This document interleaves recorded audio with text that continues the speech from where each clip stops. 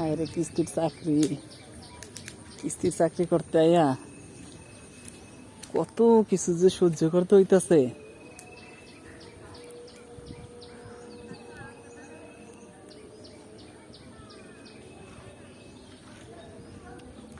এই যে এখন আমি এমন এক জায়গা দিয়ে যাব, এমন একটা রাস্তা দিয়ে যাব যে রাস্তায় গেলে আপনারা সবাই মানে অবাক হয়ে যাবেন যে কিস্তি কালেকশন করতে এইসব রাস্তাতে যাইতে হয় কিনা। এই যে দেখেন আমি স্টার্ট করলাম এখান থেকে। যারা ভাবতেছেন এনজিওতে চাকরি করবেন, এনজিওতে চাকরি করার জন্য প্রিপারেশন নিচ্ছেন, তাদের কাছে অনুরোধ রইল আমার এই ভিডিওটা দেখবেন। দেখার পরে মনস্থির করবেন যে আপনারা এনজিওর চাকরিতে আসবেন কি না। আমি আপনাদের এনজিও চাকরিতে আসার জন্য নিরুৎসাহিত করছি না, তবে তবে জাস্ট বলছি, দেখাচ্ছি যে বাস্তব অভিজ্ঞতা। এই যে দেখেন, এই যে শুরু, এখান থেকে শুরু। হ্যাঁ, এই যে শুরু, এই যে আমি স্টার্ট করলাম, হাঁটা শুরু করলাম। দেখেন কতক্ষণ পর্যন্ত এই রাস্তা এরকম কালেকশন এরিয়া থাকবো, এটাই বাস্তব। আর ঝড় বৃষ্টি তুফান এটা মানবে না, এর মধ্যে দিয়ে কালেকশন করতে হবে। কালেকশন করে নির্দিষ্ট সময়ে জাস্ট টাইমে আমাদের অফিসে চলে যেতে হবে, গিয়ে আবার ক্যাশিয়ারকে টাকাটা বুঝাই দিতে হবে। এগুলো দেখেন এখান দিয়ে এই যে রাস্তা আমার, এখানে আজকে মঙ্গলবারের কালেকশন এরিয়া।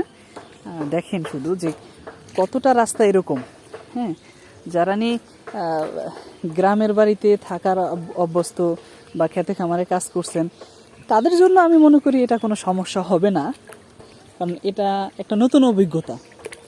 হ্যাঁ, এই যে কাদা, এই কাদা মাটির মধ্যে দেখেন কিভাবে পা গেড়ে যাচ্ছে।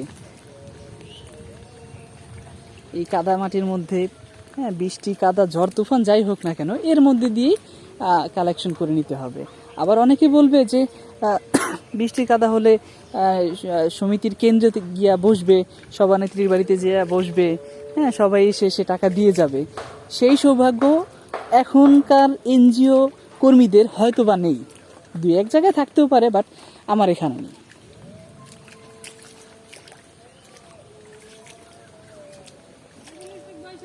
আসসালামু আলাইকুম আপা, ভালো আছেন? নাসরিন আপার কাছে? আচ্ছা ঠিক আছে। দেখেন এরকম কাদা কাদা রাস্তা আপনার এলাকায়।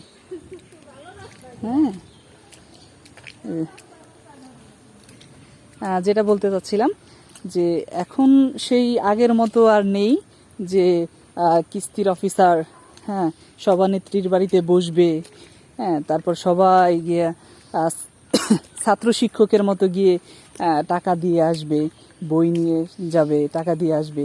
সেই সৌভাগ্যটা এখন আর কিস্তির চাকরি যারা করে, মানে এনজিও অফিসারদের সেটা নেই। মাঠকর্মীদের, স্পেশালি মাঠকর্মীদের কথাই বলছি, যে আমি যেহেতু একজন মাঠকর্মী। এই হলো বাস্তব চিত্র। যারা এনজিও চাকরিতে আসতে চাচ্ছেন তারা এইগুলো বিবেচনা করে আসবেন। আর আরেকটা জিনিস দেখেন, সেটা হলো, তবে আপনি দৃষ্টিনন্দন অনেক দৃশ্য দেখতে পাবেন। এই যে দেখেন, এই যে একটা বট গাছ, কত সুন্দর একটা বট গাছ, এই পাশে নদী। হ্যাঁ, অনেক সুন্দর সুন্দর জায়গা, স্থানীয় সুন্দর সুন্দর দর্শনীয় জায়গা দেখতে পারবেন, যেখানে জীবনেও কল্পনা করেন নাই যে এখানে আমি যাব, সেই সব জায়গাও দেখতে পাবেন। দেখেন আমি কিন্তু এখনও কালেকশন শেষ করে বেরোতে পারিনি, যে মানে আমি যেই রাস্তা বা যেই পানি কাদা দেখানোর জন্য ইয়া করছি, এখনও কিন্তু অর্ধেকও হয়নি। মিনিমাম 1 কিলো রাস্তা এরকম হাইটে হাইটে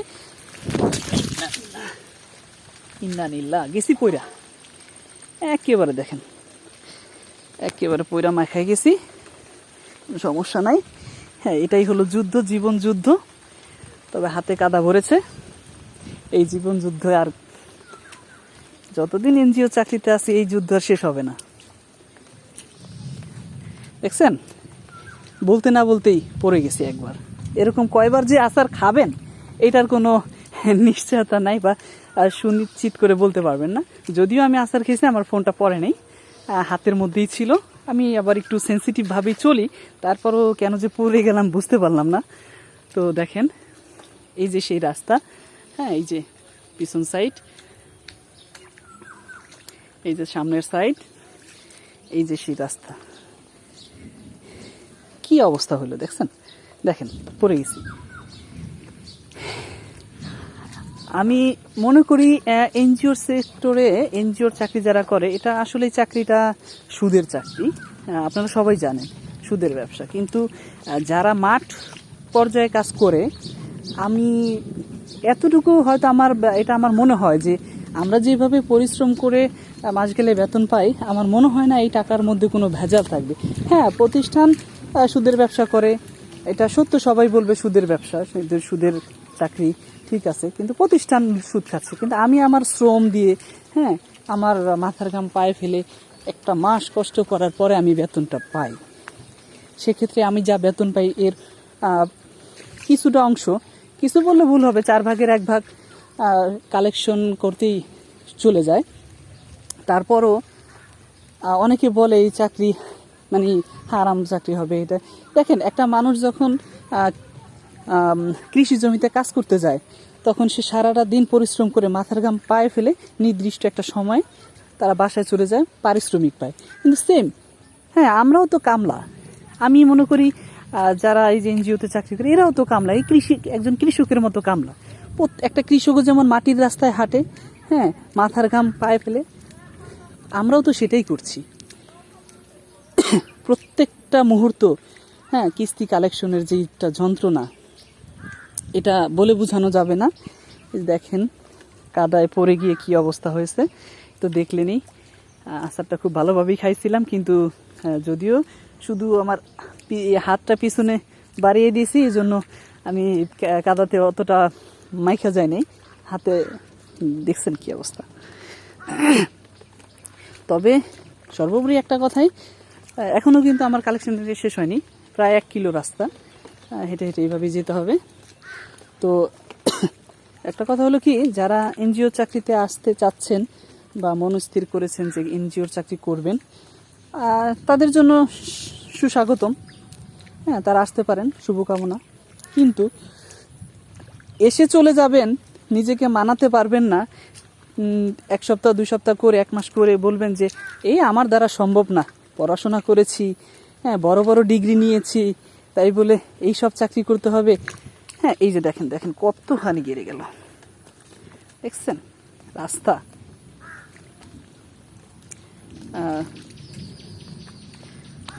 দেখছেন কতখানি গাড়ছে, প্রায় এক মাজা, একেবারে হাঁটু পর্যন্ত গেড়ে যায়। হ্যাঁ, এরকম রাস্তা অনেকের সমিতিতে এরকম রাস্তা আছে, কালেকশন এরিয়া এরকম আছে, কোনো সমস্যা নেই। আপনারা এইসব এরিয়াতেই এসে কাজ করবেন, কালেকশন করবেন ভালো। যেটা বলতে চাচ্ছিলাম সেটা হলো, বলবেন যে আমার দ্বারা এই কাজ সম্ভব না, আমি এই কাজ পারবো না, দয়া করে তারা এইখানে এইসব চাকরিতে জয়েন করবেন না। কারণ দেখেন, নিজেকে মানিয়ে নিতে পারবেন তো এই চাকরিতে শান্তির কোনো অভাব নাই, শান্তির শেষ নেই। আর যদি মানিয়ে নিতে না পারেন, তাহলে অশান্তির শেষ নেই। মানিয়ে নিয়েছেন তো শান্তি। হ্যাঁ, যে আমি পুরুষ মানুষ হয়ে জন্মগ্রহণ করছি, আমার কাজ করতে হবে, সেটা যে কাজেই হোক পরিশ্রম করতে হবে। হ্যাঁ, এই যে দেখেন কি অবস্থা, দেখছেন। এরকম এরিয়াতে কাজ করতে হবে। আপনারা আসেন, কাজ করেন, মাস গেলে ভালোই মাইনে পাবেন, যা দিয়ে আপনার সংসারের মুখে হাসি ফোটাতে পারবেন, সংসারের পরিবারের সদস্যদের, হ্যাঁ, প্রিয় মানুষদের মুখে হাসি ফোটাতে পারবেন। দেখছেন, অনেকে আরেকটা ধারণা, আমি কিছুদিন যাবতই আমি এই ধারণাটা অনেকের মুখে শুনতেছি, যারা এনজিওতে চাকরি করে তাদের নাকি স্বভাব চরিত্র ভালো হয় না, তারা না, তাদের চোখ খারাপ থাকে। ভাই, এটা আপনি ভালো তো জগৎ ভালো। হ্যাঁ, নিজে ভালো তো জগৎ ভালো। অনেকে বলে এনজিওওয়ালারা বিভিন্ন জায়গায় যায়, মানুষের সাথে খারাপ ব্যবহার করে। আরে ভাই, খারাপ ব্যবহার আপনি কি করেন না? আপনার কাছেই আপনি যদি আমার কাছে টাকা পান, সেই টাকাটা যদি একবারের জায়গায় 2বার না দেন, হ্যাঁ, তাহলে আপনি আমার কি বুক করবেন? তবে এই পর্যন্ত আমি যে এরিয়াতে কাজ করি, খারাপ ভালো মানে ভালো মন্দ সবখানে আছে, তারপরও আমার ওরকম কোনো অভিজ্ঞতা নেই যে খারাপ বিহেভিয়ার করার। ঠিক আছে, আমার সদস্যগুলো একেবারেই ভালো না, আবার একেবারেই খারাপ না, তো কোনো খারাপ ব্যবহার এখনও আমার করতে হয়নি। এই যে দেখেন, এইটা হলো এই যে এই বাড়ির এই সামনে দিয়া বাড়িতে গেলে হলো আমার কেন্দ্র। দেখেন কেন্দ্র রাইখা আমার কত দূর হাইটা আসতে হলো কাদার মধ্যে দিয়ে।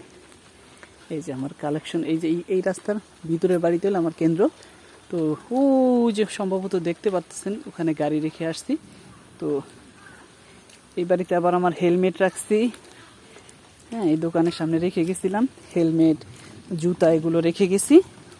এখন এগুলো নেব, নিয়ে তারপরে যাব।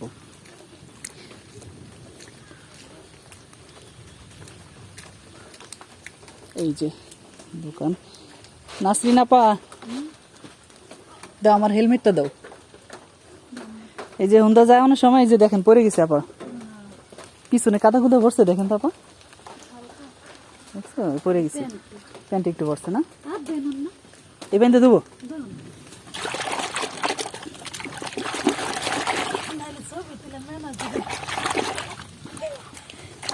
ম্যানেজারে দেখাবো না, আমি আসলে এই যে এখন একটু ছোট একটু ভিডিও করেছি, এই ভিডিওটা পাবলিশ করব ফেসবুকে। কারণ যারা নিয়ে এনজিওতে চাকরি করতে আসতে চাচ্ছে তাদের এই অভিজ্ঞতাটা দেখাবো, জানাবো যে তারা পারবে কিনা। অনেকে আসে এই যে কোনো এই এনজিওতে এসে জয়েন করে 2-4-6 মাস চাকরি করে, 2-1 মাস চাকরি করে চলে যায়। হ্যাঁ, তাদের উদ্দেশ্য আমি এই ভিডিওটা বানাইছি। আপা আমার জুতাটা একটু একটু ছাড়েন, আর রোকসানা আপার যে টাকাটা ওই টাকাটা দিয়ে দেন। 100 রেখে গেছে বলে বইয়ের মধ্যে। আচ্ছা ঠিক আছে, তাহলে থাক, সে তো আগামী সপ্তাহে নেব না তুমি। জায়গা আপা, এই যে দেখেন জুতা রেখে গেছিলাম, জুতা হাতে নিয়ে এখন যাচ্ছি আবার। তবে সবার কাছে অনুরোধ করে বলছি, সবাই আমার ভিডিওটা দেখে আপনারা মন স্থির করবেন যে আপনারা এই এনজিওর চাকরি করার মতো মনোমানসিকতা আপনাদের আছে কিনা বা হবে কিনা। দেখেন ভাই, যেখানেই যান না কেন, যুদ্ধ ছাড়া কোনো ছেলেদের জীবনে কোনো গতি নাই, পরিশ্রম ছাড়া ছেলেদের জীবনে কোনো গতি নেই। টাকা ইনকাম করবেন, পরিবারের প্রত্যেকটা মানুষ আপনাকে মাথায় তুলে রাখবে।